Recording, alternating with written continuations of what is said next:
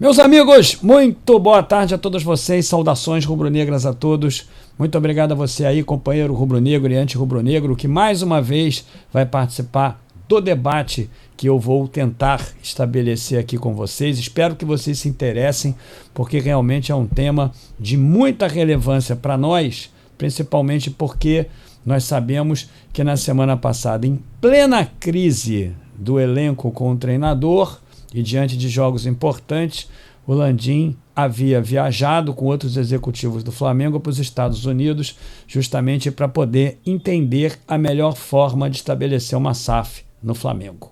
Quero pedir a você aí para se inscrever no canal, para deixar o like nesse vídeo e principalmente para poder apresentar a sua opinião. Para mim, ela é muito importante e eu vou lê-la. Você pode ficar tranquilo que não vai desperdiçar o teu tempo. Eu vou ler a sua contribuição. Como eu falei, na semana passada, o Landim viajou para os Estados Unidos, junto com outros diretores do Flamengo, tentando averiguar. Isso ele já tem feito. Nós sabemos que a SAF é um debate que circunda o Clube de Regatas do Flamengo e apavora alguns, como eu. Eu nunca deixei aqui de apresentar a vocês a minha opinião sobre SAF aqui no Brasil, principalmente para um clube que tem a sua forma de gerar receita tão acachapantemente positiva como é o caso do Flamengo. Ou seja, o Flamengo sempre acumulando superávites, sempre cumprindo as suas metas econômico-financeiras, através, inclusive, das suas metas físicas também, de venda de jogadores, de premiações de competições importantes, de bilheterias, arrecadações, ou seja, diante das rubricas mais tradicionais. Mas eu digo para você que sou contra, e você sabe disso, a qualquer possibilidade de SAF sendo introduzida no Clube de Regatas do Flamengo, principalmente porque agora, acredito eu, para poder amenizar o impacto que uma discussão mais aprofundada no Conselho Deliberativo do Flamengo cause sobre a SAF, dizem e espraiam por aí, através de alguns influenciadores, que a SAF serviria para a construção de um estádio, esse que é tão sonhado pela torcida do Flamengo. Isso, de certa forma, eu diria, amenizaria esse impacto negativo que a constituição de uma SAF, que a mudança da configuração jurídica do Flamengo permitiria. É um debate que lá no clube é muito quente e também causa muita controvérsia na torcida do Flamengo. E aí você vai dizer assim, Gil, mas você está falando sobre uma SAF no Flamengo e quer exatamente apresentar o Palmeiras como uma situação problemática e que pudesse se contrapor a qualquer argumento de qualquer dirigente do Flamengo hoje favorável à constituição de uma SAF, quando o Palmeiras não é nem uma SAF. Não é uma SAF? Vocês acham mesmo que o Palmeiras não é uma SAF? Pode até não ter mudado ainda a sua configuração jurídica, mas você acha mesmo que o Palmeiras, que tem a Leila, presidente da Crefisa, principal patrocinadora do Flamengo, como presidente do clube, vocês acham mesmo que não existe um conflito de interesses, inclusive traduzido nos fatos que são apresentados, principalmente nesse ano de 2023? Você acha mesmo que o Palmeiras não é uma SAF disfarçada? Vocês acham mesmo que não é a Crefisa que manda no clube através da sua presidente, que também é presidente do Palmeiras? Eu discordo disso. E é por isso que nesse ano irromperam uma série de protestos, uma série de insatisfações por parte da torcida do Palmeiras e mídia palmeirense também.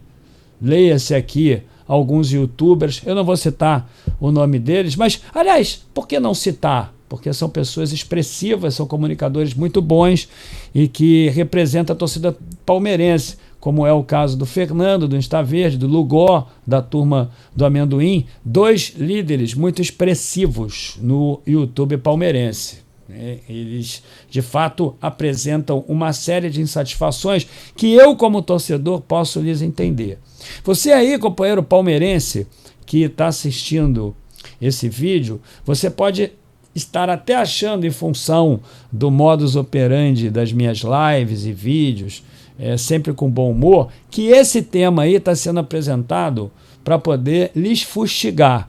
E não é verdade, porque esse tema aí, ele escancara algo que está acontecendo no Palmeiras que eu não quero que aconteça de jeito nenhum aqui no Flamengo, se não vejamos. Então, isso realmente tem feito com que irrompesse uma série de protestos por parte de grandes ícones palmeirenses, como é o caso desses dois que eu citei aí, o Fernando do Insta Verde e o Lugó, lá da turma do Amendoim. E satisfações essas que também são apresentadas pelo Abel Ferreira, porque o Palmeiras não comprou os reforços, não fez contratações que pudessem fortalecer o time, a torcida palmeirense. É verdade que nessa conjuntura atual, o Palmeiras retornando a uma performance vitoriosa, ganhou do Galo, hoje tem jogo contra o Galo, a probabilidade de classificação é muita para as quartas de final da Libertadores, o Palmeiras vencendo no Campeonato Brasileiro, perdeu contra o Fluminense, mas era o time reserva, ou seja, o Palmeiras eu acho que está recuperando a boa fase que apresentou no primeiro semestre desse ano e que tem apresentado, é verdade, ao longo desses anos, no meu entendimento, em função do trabalho do Abel Ferreira. Meu entendimento, em função de um trabalho de resiliência do Abel Ferreira, porque eu quero aqui te falar uma coisa, companheiro, não fosse o Abel Ferreira, eu não tenho nenhuma dúvida, o Palmeiras não estaria no patamar que está hoje. Por que isso? Porque o companheiro realmente consegue fazer milagre, ele consegue fazer o time todo jogar por ele. Se o Sampaoli tivesse 2% da capacidade de motivação do Abel, se o Sampaoli tivesse 2% do interesse do Abel em lidar com pessoas, eu não tenho nenhuma dúvida, o Flamengo era favorito de maneira escancarada a ganhar tudo e estaria lá no topo também do Campeonato Brasileiro, ao invés de estar 13 pontos atrás. Então o Abel tem sido realmente um herói da resistência de um modus operandi econômico, financeiro, de execução orçamentária e prioridades da Leila Pereira, fazendo com que o Palmeiras continue a competir. Valorizem sempre esse cara aí, porque ele realmente é invejável. Não sob o ponto de vista técnico, não gosto do jogo que ele apresenta, apesar de que ele faz isso em função das características do elenco que tem, e isso é muito acertado. Então eu quero te dizer uma coisa, meus amigos. Para mim, o Palmeiras é uma SAF disfarçada, isso não pode acontecer. O Palmeiras espera, através dos seus torcedores, contratações, e isso não acontece. E o Palmeiras enxerga também, através dos seus sócios, através dos palmeirenses, da torcida do Palmeiras, que existe uma execução orçamentária que obedece a uma prioridade, ou seja, pagar a Crefisa, em detrimento de outras situações mais necessárias ao clube, que poderiam torná-lo mais competitivo. Por exemplo, eu acho que hoje o Palmeiras deva se classificar, mas se por acaso acontecer qualquer problema, eu não tenho nenhuma dúvida que novamente aquele debate sobre contratações vai retornar na mídia palmeirense. Eu tenho certeza que esse tema, de novo, entrará em pauta de discussão gravíssima pelos palmeirenses. Então, às vezes, os resultados disfarçam exatamente o que está acontecendo. E o que não se pode disfarçar são os números. Então tá aí, eu estou utilizando aqui uma matéria muito bem escrita do blog Portal do Verdão. Quero até pedir desculpas e agradecer aqui ao Portal do Verdão. Não me deu a autorização para isso, mas eu acho que não tem nenhum problema. Inclusive estou fazendo aqui elogios merecidos ao portal. Ele diz assim: Palmeiras fatura 400 milhões em 6 meses e reduz dívida com a Crefisa. Veja mais números de 2023. Ou seja, o Palmeiras fatura... deixa eu ver aqui. O Palmeiras fatura em função de algumas rubricas proporcionadas pelos seus torcedores, mas utiliza boa parte do dinheiro para poder abater a dívida que tem com a Crefisa. Então tá aqui, saiu o balancete de junho, que mostra de forma resumida como estava as finanças do Palmeiras. Primeiro semestre de 23, o Palmeiras arrecadou 405 milhões, superando em mais de 70 milhões o valor orçado. 333 milhões, ou seja, a torcida palmeirense está comparecendo, está gerando receita. A dívida com a Crefisa foi reduzida um pouco mais, caiu de 46 milhões de maio para 44 em junho, sendo 17 milhões de curto prazo para ser quitada em 12 meses. Não tem como, meus amigos, não tem como contratar jogadores dessa forma. Se o Palmeiras perder hoje, eu não tenho nenhuma dúvida, amanhã a academia do futebol vai pegar fogo. Amanhã as mídias palmeirenses vão lançar fogo, no sentido figurado, há um debate que precisa ser estabelecido também dentro do Flamengo para você entender o que é.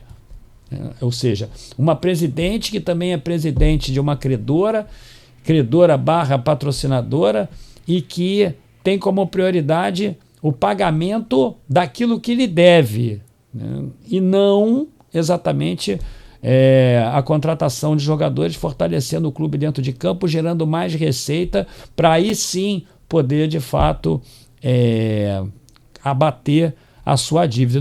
Não digo que ela não tenha que ser paga, obviamente ela tem que ser paga, mas não da maneira escancarada como está acontecendo aí. Então tá aqui, olha, apresentou os números, receita acumulada 405 milhões, direitos de transmissão 85,9, se é o palmeirense contribuindo, negociações 105 milhões, muito dinheiro, né, porque venderam bons jogadores que estão fazendo falta no elenco. Publicidade e patrocínios, 62,8 milhões, também angariada pelo torcedor palmeirense, porque só se interessa em patrocinar o Palmeiras, porque sabe-se que a torcida palmeirense dá ênfase à marca em questão.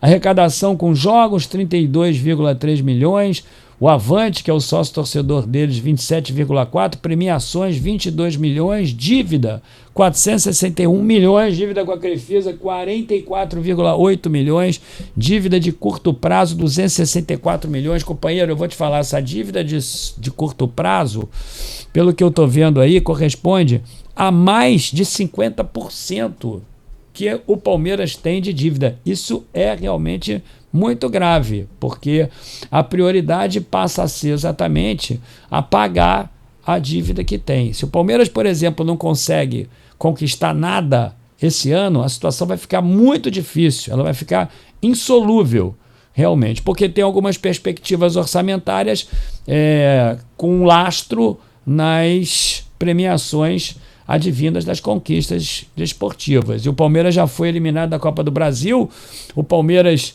também está muitos pontos abaixo do Botafogo, e o Palmeiras está brigando ali para poder chegar na final e ser campeão da Libertadores. A verdade é que me parece ser a competição do Palmeiras esse ano, a da Libertadores da América, né? Então, o portal ele apresenta aqui mais alguns dados, mas muito importante frisar, a dívida com a Crefisa diminui, e diminui substantivamente. Parece realmente que a presidente do Palmeiras, que é a presidente da Crefisa também, prioriza a sua instituição privada como presidente do Palmeiras. Tem alguns palmeirenses aí que idolatram a Leila, que vão fazer críticas a mim, não tem problema não, você pode deixar sua crítica aí.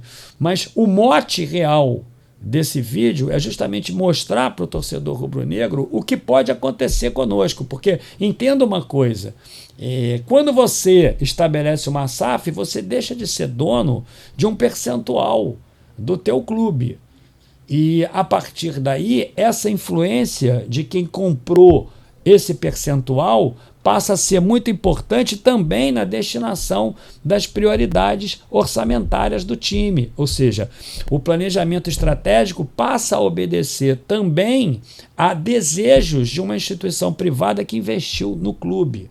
Isso aí, para mim, é gravíssimo quando você, mais uma vez eu vou repetir, tem como perspectiva o Flamengo, que é um clube saudável, um clube que tem, eu diria, uma autossustentabilidade garantida para os próximos anos, desde que não se cometa nenhuma impropriedade que pudesse macular, obstruir esse futuro econômico-financeiro do Flamengo viável.